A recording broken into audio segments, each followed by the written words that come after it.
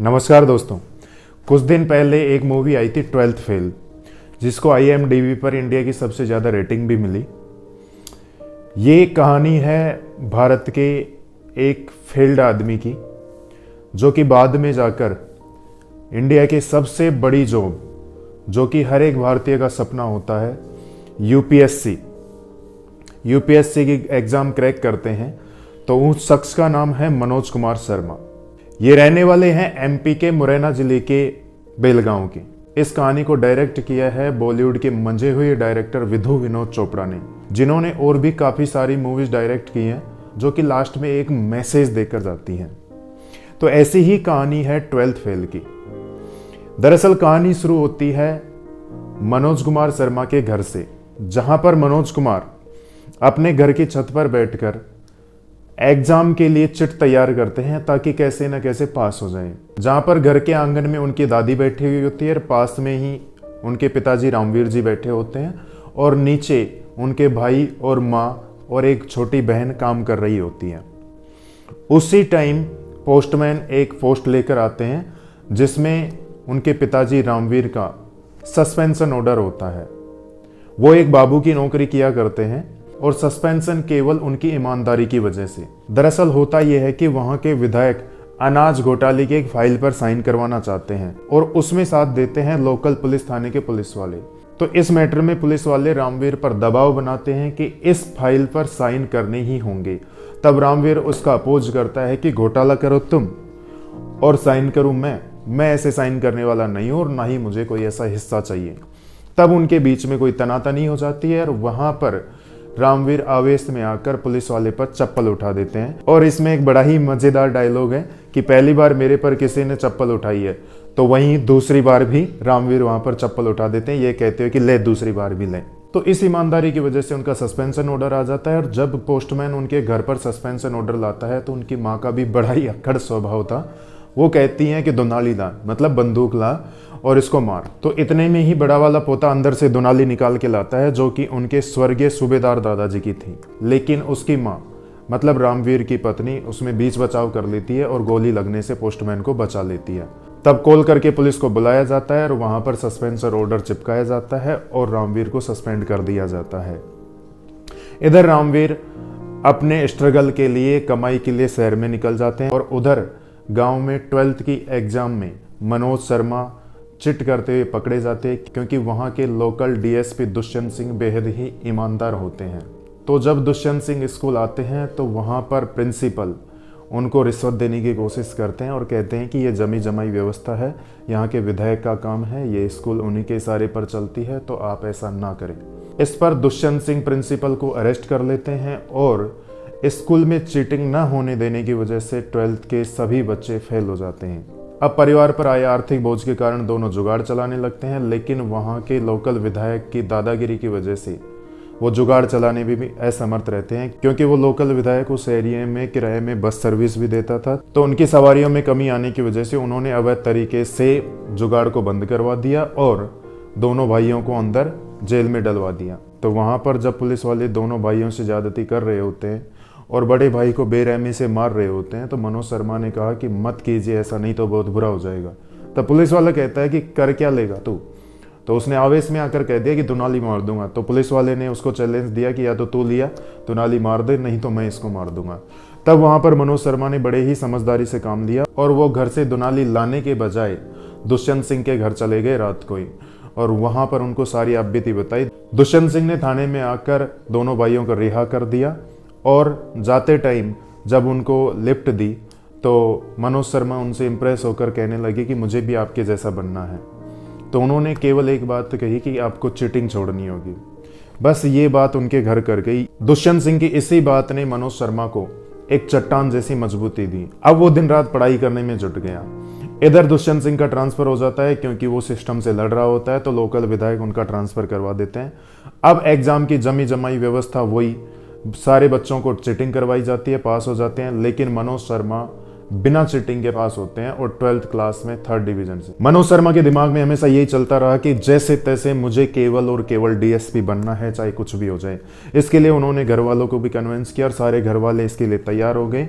दादी, जो कि बड़ा ही अक्खड़ स्वभाव रहता था, उनके मन में एक प्रेम की भावना उमड़ आई, क्योंकि उनका अक्खड़ स्वभाव उनके पोतों की और उनके परिवार की लापरवाही की वजह से रहता था। लेकिन जैसे ही ये पता लगा कि मनोज शर्मा एक सपना पाले हुए डीएसपी बनने का और बाहर जाना चाहता है, तो उन्होंने अपनी जमा पूंजी, जितनी भी जमा पूंजी थी, वो सारी मनोज शर्मा को दे दी और बोला कि जा बेटा अब वर्दी पहन के आना।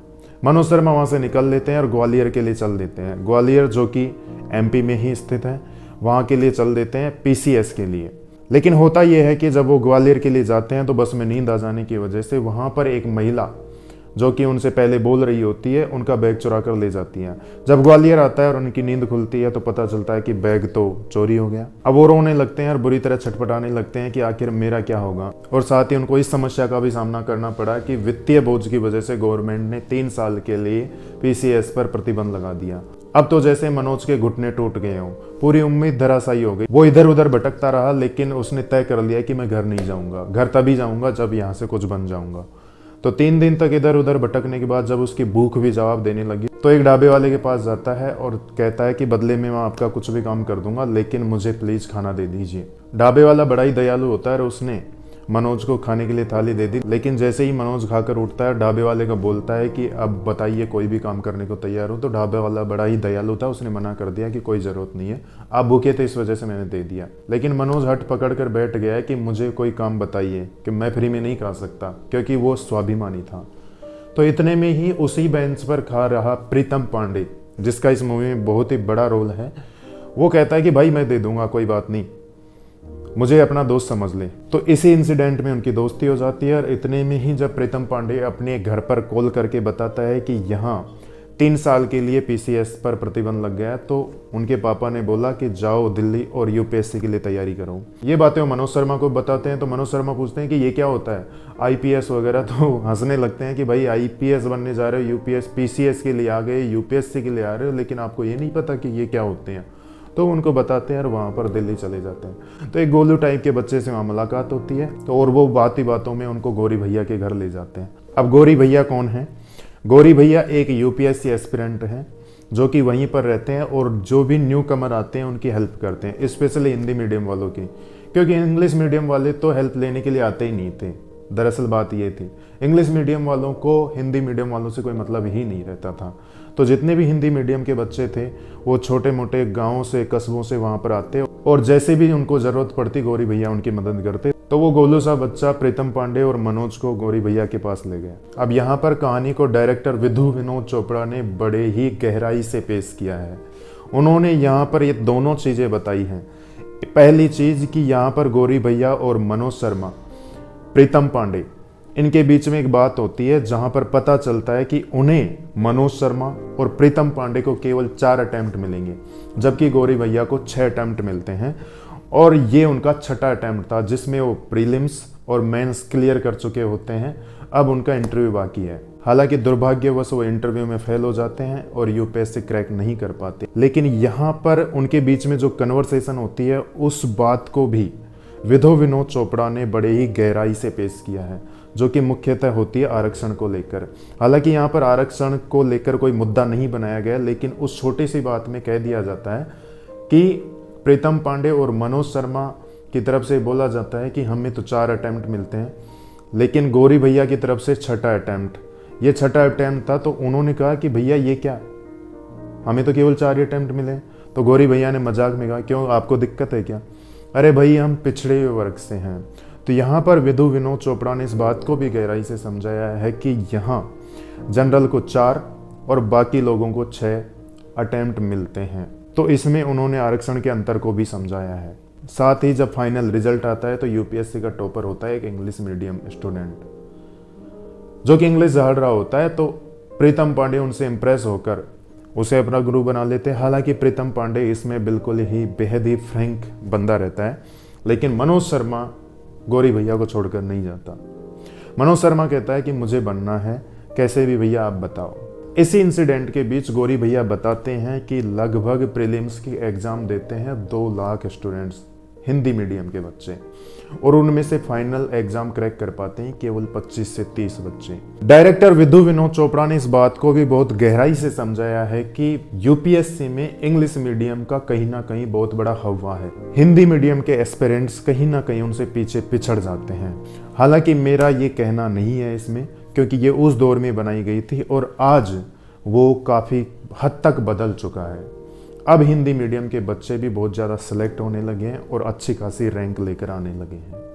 लेकिन विधु विनोद चोपड़ा ने इन दोनों बातों को बहुत गहराई से समझाया है। अब कहानी में आगे बढ़ते हैं तो इसमें होता यह है कि गौरी भैया वहाँ पर रीस्टार्ट नाम की एक टी स्टॉल खोलते हैं और टी स्टॉल के बहाने जितने भी हिंदी मीडियम के बच्चे होंगे उन सब की हेल्प करते रहेंगे। और उसी टी स्टॉल पर एक इंग्लिश मीडियम का लड़का बोलता है कि आ जाते हैं भेड़ बकरियों की तरह भारत के छोटे बड़े शहरों से भरकर, बनने आ जाते हैं आईएएस आईपीएस, करेंगे क्रैक यूपीएससी, बड़े ही व्यंग्यात्मक लहजे में कहता है। तो गौरी भैया ने उनको अच्छा खासा जवाब दिया कि हाँ बिल्कुल, हम भेड़ बकरियों की तरह आ जाते हैं। हम मजदूरों के, खेतों में काम करने वाले किसानों के लड़के बेहद ही गरीबी से निकलकर यहाँ पर भेड़ बकरियों की तरह आ जाते हैं। कोई बात नहीं बन पाते, लेकिन किसी ना किसी दिन ये दौर बदलेगा और शायद अब बदलता हुआ नजर भी आ रहा है। इधर मनोज शर्मा को पता चलता है कि यूपीएससी क्रैक करना कोई मजाक नहीं है, इसके लिए कोचिंग तो करनी ही पड़ेगी। तो वो कोचिंग की तलाश में इधर उधर जाते हैं तो वहाँ पर उनको एक कोचिंग मिलती है, इंग्लिश मीडियम और हिंदी मीडियम दोनों मीडियम की कोचिंग कराने वाली, और उसमें कम फीस के लिए रियायत करते हैं। उनको बोला जाता है कि डिपॉजिट चलो थोड़ा बहुत कम कर लेंगे, लेकिन आप इतना सा काम कर दो कि वो फ़ोटो लगवा दो। और वो फ़ोटो थी यूपीएससी टॉपर्स की, सेकंड टॉपर्स की, थर्ड टॉपर्स की। तो उनमें एक फ़ोटो थी जो इसी साल यूपीएससी का टॉपर था, लेकिन उसने कोचिंग वहाँ से नहीं की थी। तो मनोज शर्मा ये बोलते बाहर आता है कि ये आप गलत लगवा रहे हो, इन्होंने तो यहाँ से कोई कोचिंग ही नहीं ली। इतनी ही देर में श्रद्धा जोशी अपने पिताजी के साथ आती है कोचिंग में एडमिशन लेने के लिए। तो वहीं पर पहली बार उनकी मुलाकात होती है। लेकिन जब ये बातें उनके सामने होती हैं तो श्रद्धा जोशी भी अपने पिताजी के साथ वहाँ से चली जाती है कि ये कोचिंग तो फ्रॉड काम कर रही है। अब इस मूवी में एंट्री होती है बहुत सारे हिंदी मीडियम स्टूडेंट्स का यूपीएससी क्रैक करने का सपना साकार करने वाले शिक्षक विकास दिव्य कीर्ति सर की। तो मनोज शर्मा, प्रीतम पांडे, श्रद्धा जोशी अन्य स्टूडेंट्स के साथ इसमें कोचिंग करने लगते हैं। अब मनोज शर्मा के पास खर्चा चलाने के लिए पैसे न होने की वजह से पार्ट टाइम लाइब्रेरी में काम करने लगे ताकि खर्चा चल सके, कोचिंग का भी और खुद के खाने पीने का भी। लेकिन कुछ दिन बाद मनोज शर्मा पर चोरी का आरोप लगा दिया जाता है और मनोज शर्मा वहां से दुखी होकर लाइब्रेरी छोड़ देते हैं। और इन्हीं सबके बीच श्रद्धा जोशी अपने घर मसूरी चली जाती है और उनके पीछे पीछे मनोज शर्मा भी उनका पीछा करते हुए चले जाते हैं। और वहां पर मनोज को पता चलता है कि श्रद्धा तो किसी शादी में गई हुई है और वहीं पर कॉल करके उन्होंने श्रद्धा को आई लव यू बोल दिया। लेकिन श्रद्धा ने वहां पर उसको कुछ भी कहने से मना कर दिया और कहा कि वापस जाओ और तैयारी करो। मनोज शर्मा कहते हैं कि बदले में तुम भी आई लव यू बोल दोगे तो हम दुनिया उलट पुलट कर देंगे, लेकिन श्रद्धा ने मना कर दिया। अब मनोज वापस आते हैं और एक आटा मिल में काम करने लगते हैं, साथ ही तैयारी करते रहते हैं। अब श्रद्धा जोशी मसूरी से वापस आ जाती है, लेकिन कुछ दिन बाद जब प्रीलिम्स का एग्जाम, जो कि मनोज का और प्रीतम पांडे का थर्ड अटेम्प्ट होता है, उसमें प्रीतम पांडे फेल हो जाते हैं और वो नशा करने लगते हैं। रीस्टार्ट टी स्टॉल पर उन्होंने नशे में कह दिया कि भाई कुछ भी नहीं रखा, ये लड़कियां साथ छोड़ देती हैं, ये केवल सक्सेस के पीछे भागते हैं, अगर तू फेल हो जाएगा तो ये भी तेरे को छोड़कर चली जाएगी, जैसे मुझे तान्या छोड़ के चली गई, जो कि उनकी गर्लफ्रेंड होती है। श्रद्धा को ये बातें काफ़ी बुरी लगी और वो मनोज को छोड़कर जाने लगती है, लेकिन मनोज उनका पीछा करके चला जाता है। श्रद्धा ने उसको वापस भेजते हुए कहा कि आप सुनना चाहते थे ना कि मैं आई लव यू बोल दूँ तो दुनिया उलट पुलट कर दोगे, तो मैं आज बोल रही हूँ आई लव यू, अब कर दो दुनिया उलट पुलट। मनोज शर्मा अगर कहीं बीच में डिमोटिवेट भी होते तो श्रद्धा के इस प्रपोजल ने उन्हें एक और मजबूती प्रदान की, उन्हें वापस से मोटिवेट किया और वो भागते हुए चले जाते हैं यूपीएससी के उसी टॉपर के पास जो कि उन्हें पहली बार दिल्ली आने पर मिला था। उन्होंने उससे कहा कि मुझे कोई ट्रिक बताइए कि मैं प्रीलिम्स तो कर लेता हूँ लेकिन मेंस की नहीं कर पाता। उन्होंने कहा कि कौन सा टॉपिक कर सकते हो आप, उस 8 मिनट और 20 सेकंड में हमें लिखना ही होता है। तो मनोज ने कहा कि आप कोई सा भी टॉपिक दे दीजिए, टूरिज्म, टेररिज्म, कैसा भी टॉपिक दे दीजिए, मैं कर लूँगा। तो उन्होंने सिंपल सा टॉपिक दिया कि मनोज कुमार शर्मा। मनोज को जैसे मजाक लगा कि सर ये तो काफ़ी सिंपल हो जाएगा, तो उन्होंने कहा कि 8 मिनट 20 सेकंड है तुम्हारे पास, लिखो। लेकिन रियलिटी ये थी कि जैसा कि हम सबके साथ होता है, हम 1, 1.5 या 2 मिनट बोलने के बाद अपने बारे में भी नहीं बोल पाते। ऐसा ही मनोज शर्मा के साथ हुआ, वो खुद के बारे में भी नहीं लिख पाए अच्छे से। 8 मिनट और 20 सेकंड में। उसने केवल एक पेज भी नहीं भरा अच्छे से। और उस टॉपर ने मनोज को कहा कि तुमसे नहीं हो पाएगा ये। मनोज शर्मा गौरी भैया के पास भागते हुए आते हैं और कहते हैं कि मुझसे नहीं हो पाएगा। 8 मिनट 20 सेकंड में मैं खुद के बारे में नहीं लिख पाया तो मैं मेंस कैसे क्लियर करूंगा। अब इसमें विधु विनोद चोपड़ा की गहराई को देखिए कि उन्होंने गौरी भैया को एक ऐसे लड़के के रूप में पेश किया है जो कि भोजपुरी बिहारी टाइप का है, और उस दौर में बिहार से बहुत ज्यादा लड़के आईएएस बनने का सपना लेकर आते थे। तो विधु विनोद चोपड़ा ने भी वही किया, जहां से सबसे ज्यादा लड़के आईएएस बनने का सपना लेकर आते हैं तो वहीं का गौरी भैया को पेश किया गया। तो गौरी भैया ने उनको मोटिवेट करते हुए डांटा कि वास्तव में तुमसे होगा भी नहीं। उनका कहने का मतलब ये था कि अगर इस तरह तुम आटा मिल में काम करते रहोगे और ऐसे एग्जाम दोगे तो होगा भी नहीं। अब उन्होंने उनका आटा मिल में काम करना बंद कर दिया और कहा कि मैं तुम्हें रुपए दूंगा, लेकिन स्वाभिमानी मनोज ये करने के लिए तैयार नहीं हुआ। तो गौरी भैया ने कहा कि भाई तुम बन जाओ, जब मुझे ब्याज सहित वापस दे देना, मैं तुम्हें उधार दे रहा हूं। अब मनोज शर्मा पढ़ने लग गए दोगुने मनोबल से, अब और भी ज्यादा टाइम देने लग गई। और उधर पीसीएस क्रैक कर चुकी श्रद्धा उनको कंटिन्यूअस मोटिवेट करती रही और कहती रही कि मैं हमेशा तुम्हारे साथ हूं। जैसे भी उनसे बनता रहा, सबने मिलकर मदद की। फाइनली मनोज शर्मा अपने लास्ट और 4th अटेम्प्ट में मेंस क्लियर कर लेते हैं और यूपीएससी के इंटरव्यू के लिए जा रहे होते हैं। उस टाइम श्रद्धा उनके साथ थी और उन्होंने एक लेटर दिया और कहा कि इसे बाद में पढ़ना, अभी नहीं। जब मनोज शर्मा इंटरव्यू के लिए जा रहे होते हैं तो बाहर एक गार्ड ने कहा कि ये हिंदी मीडियम वालों से वैसे ही नफरत करते हैं, और जो तुम्हारे डॉक्यूमेंट्स में लिखा हुआ है 12th फेल, तो 12th फेल के लिए तुम कोई बहाना बना लेना कि दादा मर गए थे, दादी मर गए थे, या कुछ और बहाना बना लेना, लेकिन ये मत कहना कि 12th में मैं फेल हो गया था, कोई बहाने की वजह से फेल हुआ था, इस तरह बोला जाना है। लेकिन जैसे ही मनोज शर्मा अंदर जाते हैं, डॉक्यूमेंट्स को देखकर कहा जाता है कि बीए हिंदी और हिस्ट्री से, वो भी 2nd डिवीजन। 10th में 1st डिवीजन, लेकिन 12th में 3rd डिवीजन, और एक बार तो फेल भी हो चुके हैं। इतना ही कहकर उनको बाहर भेज दिया जाता है। अब मनोज शर्मा बाहर आकर बड़े टेंशन में आ जाते हैं कि मेरा इंटरव्यू खराब हो गया, मैं शायद पास नहीं हो पाऊंगा। उन्होंने बाहर निकलकर श्रद्धा के दिए हुए लेटर को पढ़ा, जिसमें लिखा था कि मनोज, आप चाहे आईपीएस बन जाओ या फिर आटा मिल पर काम करो, मैं पूरी लाइफ आपके साथ बिताना चाहती हूँ। ये श्रद्धा का उनको पहली बार प्रपोजल था लाइफ पार्टनर के तौर पर। तभी उनको इंटरव्यू के लिए दोबारा बुलाया जाता है और उनसे हकीकत पूछी जाती है कि भाई आप झूठ भी तो बोल सकते थे। लेकिन मनोज शर्मा ठहरे स्वाभिमानी, उन्होंने सब सच सच बता दिया और अपने गांव की जो भी घटना हुई थी सारी सच बता दी। तो इंटरव्यू के बाद मनोज शर्मा बाहर आ जाते हैं और जब फाइनल रिजल्ट आता है तो मनोज शर्मा इतना घबराए हुए रहते हैं कि अपना रिजल्ट भी नहीं देख रहे। उन्होंने श्रद्धा को ही बोला कि तुम ही देखो मेरा रिजल्ट, और जैसे ही श्रद्धा रिजल्ट देखती है और उसमें पता चलता है कि मनोज ने फाइनल एग्जाम क्रैक कर ली है। मनोज का जो एक्सप्रेशन था, विधु विनोद चोपड़ा का जो डायरेक्शन था, वाकई में बेहद ही शानदार, बेहद ही मार्मिक दृश्य था। इसमें उनकी शादी भी होती है। बहुत सारा क्रेडिट उनके दोस्तों को, जैसे कि गौरी भैया, प्रीतम पांडे, उनकी गर्लफ्रेंड रही श्रद्धा जोशी, उनकी माँ, उनके बड़े भैया, उनकी दादी, इनको बहुत सारा क्रेडिट दिया जाता है। इसमें मैं विधु विनोद चोपड़ा के डायरेक्शन की बहुत ज़्यादा दिल से तारीफ करना चाहूँगा कि उन्होंने 12th फेल में मनोज शर्मा की जीवनी को दिखाते हुए यूपीएससी के सारे पहलुओं को भी दिखा दिया। चाहे वो 4th अटेम्प्ट, 6th अटेम्प्ट के आरक्षण की लेकर बात हो, या फिर हिंदी मीडियम और इंग्लिश मीडियम के दोनों एस्पिरेंट्स की बात हो कि किसका हवा ज़्यादा रहता है, या फिर कोचिंग्स के खेल की रही हो कि वो कैसे पैसे देकर टॉपर्स या सेकंड टॉपर्स जो भी यूपीएससी क्रैक करते हैं उनसे अपने बयान दर्ज करवाते हैं और कहलवाते हैं कि इन्होंने हमारे यहाँ से कोचिंग ली है।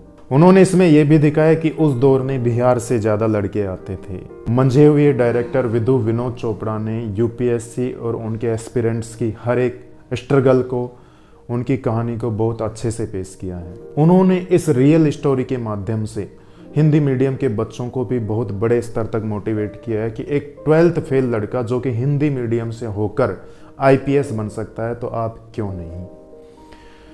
तो इसके लिए धन्यवाद दूंगा मैं विधु विनोद चोपड़ा जी को, धन्यवाद दूंगा मैं विकास दिव्य कीर्ति जी को, और साथ ही धन्यवाद पूरे स्टार कास्ट को, जिसमें स्पेशल थैंक्स टू विक्रांत में से जिन्होंने मनोज शर्मा का रोल किया, और इस फिल्म की पूरी स्टार कास्ट को जिन्होंने बेहद ही संजीदगी से अपने रोल को निभाया। धन्यवाद दोस्तों।